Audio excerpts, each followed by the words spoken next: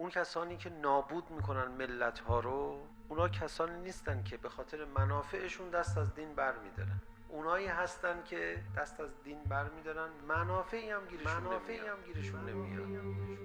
قول داده بودیم بیایم سراغ ویژگی‌های منافقین. یکی از ویژگی‌هاشون رو طبق آیه قرآن میخوام براتون بخونم. بشر المنافقین بان لهم عذابا الیما. بشارت بده به منافقین که یک عذاب دردناک براشون هست. حالا برای چه مرضی از منافقین؟ الذین یتخذون الکافرین اولیاء من دون المؤمنین ایبتغون عندهم العزة فان العزة لله جمیعا. منافقا یکی از خصلتاشون اینه، دوست دارن کافرها اینا رو تحویل بگیرن. آقا پول بهت میده به نفعته؟ نه، فقط میخوام بهم لبخند. میخوام 100 سال سیا نزنه. خب این ور خیلیا دیگه بهت لبخند نمیزنن، میگه نه اونا لبخند بزنن. اونا به تو لبخند بزنن چی بهت میرسه؟ هیچی، فقط اونا لبخند بزنن.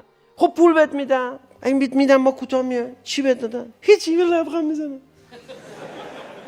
خب بیا اینجا مسجد، هیئت رفیق پیدا میکنیم، مؤمنین بهت محبت کنن. نه مؤمنین نه، اونا به ایبتغون عندهم العزة. تو میخوای عزت پیش اونا پیدا بکنی؟ عزت که پیش خداست همش. جامعه اسلامی رو میفروشه منافق به کافرین که کافرین بهش لبخند بزنن. منافق خصلتش اینه.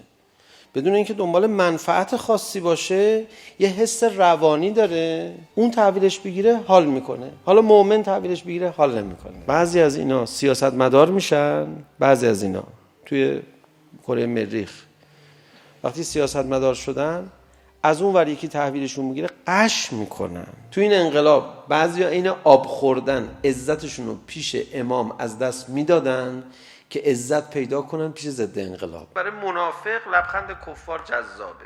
منافق خصلتش اینه، بدون اینکه دنبال منفعت خاصی باشه، یه حس روانی داره، اون تحویلش بگیره حال میکنه. حالا مؤمن تحویلش بگیره حال نمیکنه.